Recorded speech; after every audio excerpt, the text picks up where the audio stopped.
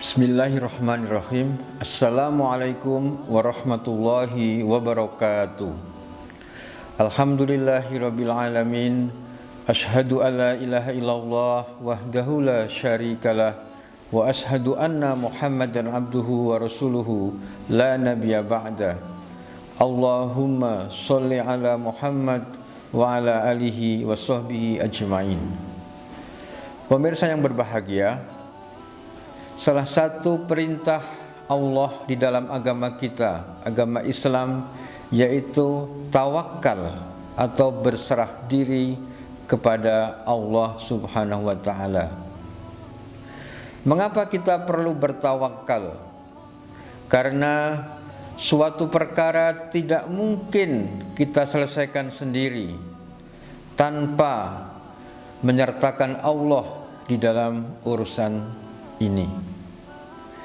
Misalkan seorang pelajar hendak menjalankan atau hendak mengikuti sebuah ujian, maka dia berusaha dengan belajar sebaik-baiknya. Tetapi belajar pun ada batasnya. Andai kata dia esok hari hendak menempuh sebuah ujian, maka tentunya dia membatasi diri untuk belajar hanya sampai malam harinya saja. Mengapa? Andai kata dia terus belajar, tengah malam masih belajar, kemudian subuh juga masih belajar, sehingga dia tidak tidur, boleh jadi ketika saatnya ujian, dia justru mengantuk, dia justru masuk angin, dia justru lemas dan lain sebagainya, sehingga tidak mampu mengerjakan soal-soal ujian. Sehingga usaha kita pun ada batasnya. Usaha kita pun ada maksimalnya. Dan setelah itu kita serahkan urusan itu kepada Allah Subhanahu wa ta'ala. Itulah yang disebut dengan tawakal. Allah Subhanahu wa ta'ala berfirman di dalam surah Ali Imran, surah yang ketiga, ayat 159. A'udzubillahis samiil alimi minasyaitonir rajim. Fa iza azamta fatawakkal 'alallah.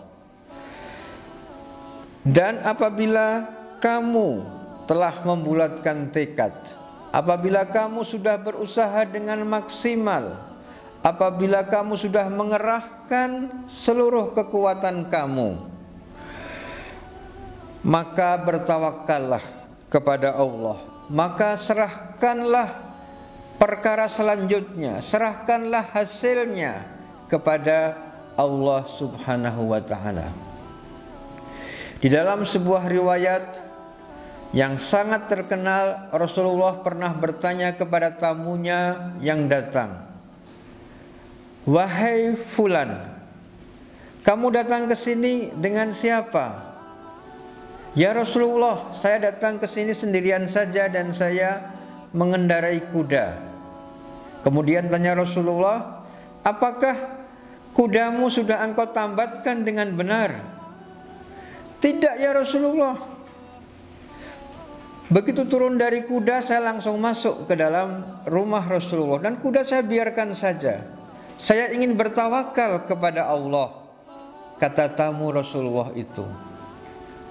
Maka Rasulullah mengatakan, bukan itu yang dinamakan tawakal.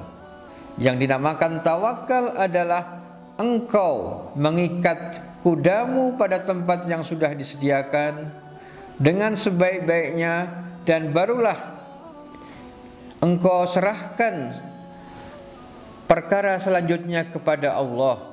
Itulah yang disebut dengan tawakal. Pemirsa yang berbahagia, jadi di situ ada unsur usaha manusia, dan kemudian berserah diri kepada Allah, dan kemudian berharap kepada pertolongan Allah. Tawakal yang seperti itu menurut seorang ulama yang sangat kita kenal, Profesor Nasaruddin Umar, beliau adalah imam besar Masjid Istiqlal. Itu adalah tawakal yang biasa.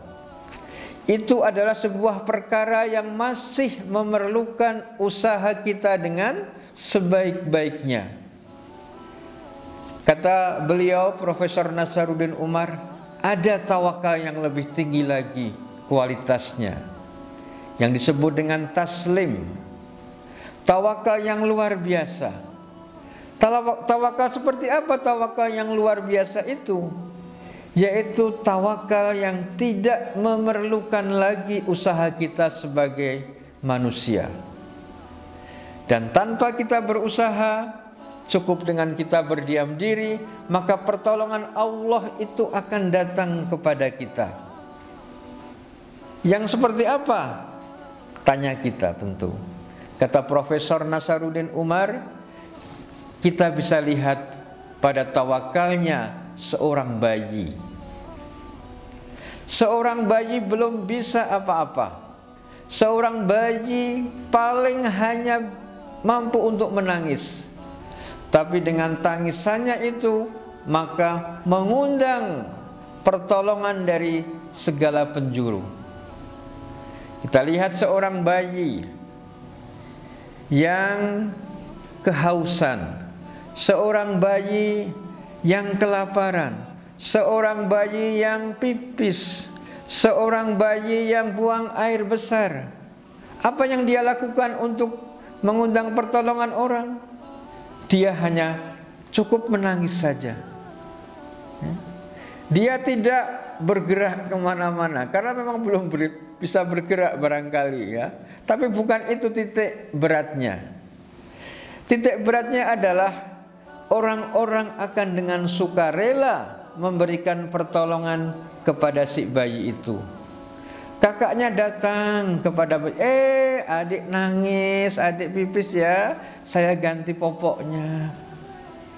Kemudian ketika dia kehausan, dia nangis, datang ibunya dan kemudian menyusuinya.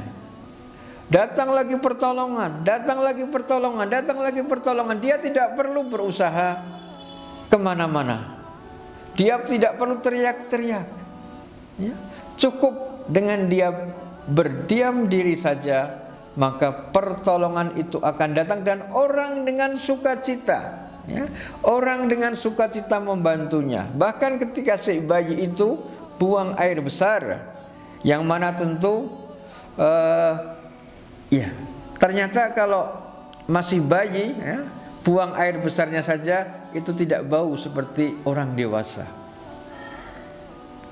Pemirsa yang berbahagia, pertanyaan kita adalah mengapa pertolongan itu datang bertubi-tubi kepada seorang bayi tanpa diminta, tanpa dia harus berusaha mengeluarkan tenaga, mengeluarkan energi. Menurut Profesor Nasaruddin Umar, jawabannya adalah karena si bayi itu masih suci. Si bayi itu tidak memiliki dosa. Si bayi itu tidak pernah melakukan maksiat. Maka Allah menurunkan pertolongannya lewat banyak pihak. Profesor Nasar mengatakan, jadi kalau kita menginginkan pertolongan Allah bertubi-tubi datang kepada kita, tanpa kita perlu bersusah payah, tanpa kita perlu berusaha keras, jadilah seperti seorang bayi. Maksudnya adalah jauhkan diri kita dari dosa dan maksiat. Dengan kita bersih, dengan diri kita jauh dari dosa, jauh dari maksiat, tidak pernah melakukan dosa dan maksiat, maka kita menjadi orang yang terbebas dari dosa dan maksiat. Boleh dikatakan orang yang suci seperti bayi, dan disitulah akan datang pertolongan Allah yang maha, yang luar biasa dari segala penjuru. Tawakal tanpa harus bersusah payah, tanpa harus diiringi dengan usaha, itulah yang disebut dengan taslim. Begitu penuturan Profesor Dr. Nasaruddin Umar. Demikian pemirsa yang berbahagia, terima kasih atas segala perhatiannya. Mudah-mudahan bermanfaat. Ada kurang lebihnya mohon dimaafkan. Billahi taufik wal hidayah. Wassalamualaikum warahmatullahi wabarakatuh.